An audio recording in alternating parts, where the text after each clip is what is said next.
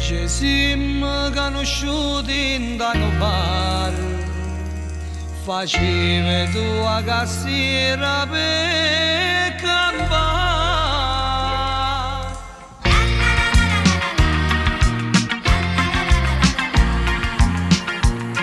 Ma scusa, dove vai ogni mattina? Nasce in questo bar che sta